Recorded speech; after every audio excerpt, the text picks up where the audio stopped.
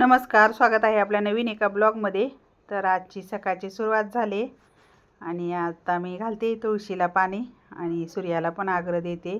थोडासा सकाळी सकाळी पाऊस उघडला होता, नाहीतर रोज खूप पाऊस येतोय जातोय। जास्त असा मोठा पण येत नाही, पण बारीकच येतो, परत जातो, परत थोडंसं ऊन पडतं आणि आज ऊन पण पडलं होतं। तर छान वाटत होतं सकाळी सकाळी ऊन पडल्यावरती। आणि इथं सूर्याला आग्रह दिलं, नंतर तुळशीला पण पाणीही घातलं, हळदी कुंकू वाहिलं आणि आता अगरबत्ती ओवाळून पूजा करते। तर माझी सकाळची रोजची ही पूजा असते अशी। तर पहिली तुळशीला ही पाणीही घालून पूजा करते आणि मग नंतर दुसरं काम असतं। तर आज जय पण येणार आहे, तर जयला आणायला मिस्टर गेले होते। तर आलेत जयला घेऊन, लवकरच सकाळी 6:30 वाजता गेले होते आणि त्याला आणायला, आणि आलाय आता जय पण घरी 2 दिवसासाठी आलाय, कारण त्याची तब्येत बरी नाही आहे, त्यामुळं तो आलाय। आणि माझी सकाळची रांगोळी पण छान अशी काढून झाली होती। जय आलाय तर खूप छान वाटत होतं आणि त्याला मी विचारत होती कसं आहे, काय आहे, तब्येत कशी वाटते तुला? तर तो म्हणत होता व्हायरल इन्फेक्शन झाले, थोडंसं सर्दी खोकला ह्या महिन्यात, आता पावसाळ्याच्या दिवसात थोडंसं सर्दी खोकला ताप असं येतंच। तर आलाय तो आणि खूप छान वाटत होतं। तर इकडं माझी नंतर देवपूजा ही चालू होती। तर मी कुकर पण लावला होता। आज दलिया खीर करणार होती, सांजेची खीर। आई आता आली होती, तर तिनं घरच्याच गव्हाचा सांजा बनवला होता आणि त्याचा तो सांजा घेऊन आली होती। मला विचारलं होतं घेऊन येऊ का, खाणार का, तुम्हाला आवडेल का? तर ये म्हटल्यावरती तिने घेऊन आली होती आणि तोच मी आता कुकरलाही लावला होता। आणि आता इथं माझी देवपूजा ही करून झाली।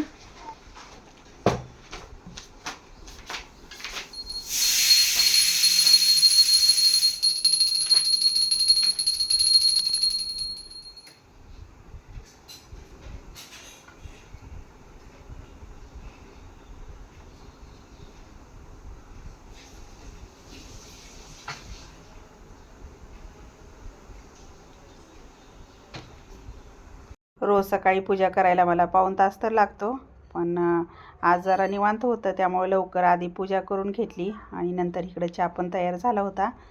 तर आधी माझा कोरा चहा पिऊन झाला होता, तर इथं नंतर मी दुधाचा चहा बनवला सगळ्यांसाठी। तर जयलाही पण द्यायचा होता, जय आला होता, गवती चहा टाकून बनवला होता। तर आता चहा पिऊन घेणार आणि मग नंतर स्वयंपाकाला लागणार। चहा ही पिऊस तर कुकर पण थंड होईल। आणि आता इथं मी जयला चहा देते। मला वाटतं त्याला थोडंसं कॅमेऱ्यामध्ये घ्यावं व्हिडिओमध्ये, पण त्याला यायचं नसतं, त्याला आवडत नाही जास्त व्हिडिओमध्ये। तर त्याला चहा दिला आणि त्याचं चाललं होतं इथं निरीक्षण, कुठं काय ठेवलं आहे, काय चाललं आहे, म्हणजे घरात थोडाफार बदल ही झालेला तो बघत असतो, चेक करतोय। सुट्टीसाठीही त्याला कसले सोडत नाहीत, पण आजारी असल्यामुळं त्यांनी सोडलं, नाहीतर 1 दिवसाची जरी सुट्टी घ्यायची म्हटलं तर ते सोडत नाहीत। आणि इथं माझं पण चाललं होतं चहा प्यायचं, चहा पिऊन झाला आणि इथं आता मी खीर शिजली होती दलिया, तर त्याला फोडणी द्यायची होती। कुकरमध्ये पातेल्यात शिजवली होती, डायरेक्ट कुकरमध्येच नाही शिजवली। नंतर मला कुकर लावायचा होता, छोले आणि भात बनवायचा होता। तर मी खीर बनवण्यासाठी पातेल्यातच शिजवलाय। कोण दलिया म्हणतं, कोण आमच्या इकडं तर सांजा म्हणतो आम्ही। इकडं सगळं साहित्य काढून घेतले, गोळ, ड्रायफ्रूट, नंतर मनुका आणि मगज बी, तर सगळं साहित्य काढून घेतलं आणि आता कुकरमधनं पातेलं काढून घेतलं। इकडं आता छोटासा तडका द्यायचा पॅन ठेवलाय गरम करायला आणि त्याच्यामध्ये घरी बनवलेलं तूप टाकलं, नंतर ड्रायफ्रूट सगळे घेतले होते ते पण टाकून घेतले आणि छान असे परतून घ्यायचे लालसर होईपर्यंत आणि मनुका फुगेपर्यंत। तर छान असे परतून झालेत, आता त्या खिरीमध्ये घालून घ्यायचे गोळ आणि ड्रायफ्रूट्स आणि चांगली उकळी काढून घ्यायची। तर त्याच्यामध्ये थोडंसं दूध ओतलं, विलायची टाकली, कुकरमध्ये शिजू घातलं होतं त्यावेळेस पण मीठ घातलेलं आणि आता पण थोडंसं घातलेलं, पण ते काही शूट झालं नाही। आणि आता तयार झाली खीर आपली। तर आता देवासाठी एका वाटीमध्ये काढून घेते। ओलं खोबरं घातल्यानंतर तर खूप छान लागते खीर, पण ओलं खोबरं होतं फ्रीजमध्ये म्हणून मी शिजाय घातला होता सांजा, पण नेमकं खोबरं खराब झालं। नंतर मी भाजी बनवण्यासाठी इकडं छोले आणि भात शिजू घालते। आणि थोडासा बटाटा पण शिजू घालते. तर साईडलाच एका साईडला असा बटाटा छलून त्याचे काप करून ठेवते त्याच्यामध्ये, म्हणजे बटाटा पण शिजल आणि छोले पण शिजतील. कुकरचं झाकण लावून घेतलं आणि आता वाटीमध्ये देवासाठी खीर काढली होती. तर देवाला नैवेद्य दाखवून घेते. देवपूजा केली होती त्यावेळी साखरेचा नैवेद्य दाखवला होता, पण आता खीर बनवली होती. तर म्हटलं सकाळी सकाळी खिरेचा नैवेद्य दाखवावा. तरी 9:30 वाजले होते खीर बनवायला. नंतर सगळ्यांनीच नाश्त्यासाठी खीर खाऊन घेतली, पण सगळ्यांचं शूट झालं नाही. ज्यांचं ज्यांचं काढलं आहे त्यांचं शेअर केले. तर इकडं मिस्टर पण बसले होते खायला. नंतर इकडं सासूबाई, जुई, नंतर तन्मय सगळेजणच खात होते आणि जयचं काढत होते, पण तो म्हटला माझं काढू नको, शूट करू नको खाताना. तर त्याचं काही काढलं नाही. तर इकडं जुईचं पण चाललं आहे मोबाईल बघत खायचं. कुकर लावला होता भाजी भाताचा. भाजी भात बनवण्यासाठी छोले शिजाय घातले होते आणि इकडं आता पीठ मळवून घेतलं होतं. नंतर पीठ भिजल्यानंतर इथं चपात्या पण बनवायचं चालू आहे माझं. तर मी काय नाश्ता केला नव्हता, म्हटलं आधी स्वयंपाक करावा आणि मग नंतर नाश्ता करावा.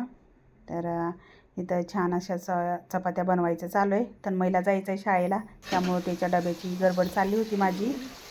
त्याला भाजी पण बनवून तयार करून डबा द्यायचा होता. चपात्या बनवून झाल्यानंतर त्याच तव्यामध्ये कांदा, टमाटा, नंतर खोबरं, कोथिंबीर, आलं, लसूण हे सगळं मिक्स करून भाजून घेतलं आणि आता भाजी बनवायची होती. तर पातेल्यामध्ये तेल ओतून घेतलं, जिरे मोहरीची फोडणी दिली, कढीपत्ता टाकला आणि वाटण बनवलं होतं.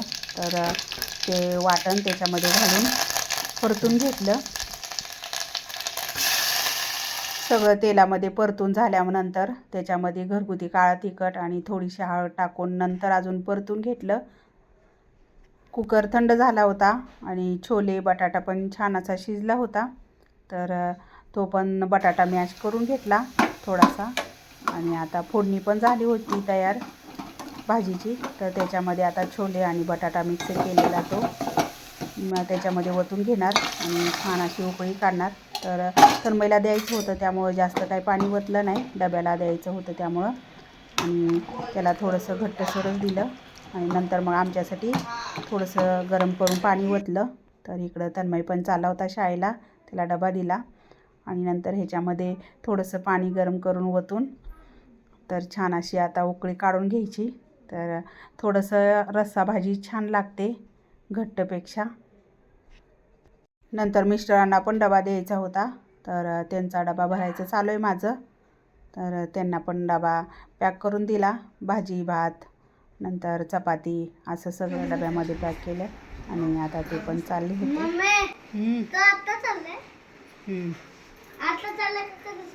तो उद्या जाणार आहे.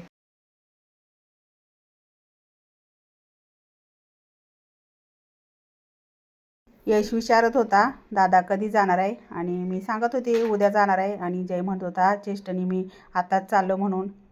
आणि यश सकाळी 7 वाजता गेला होता आणि आता शाळेतनं आला होता.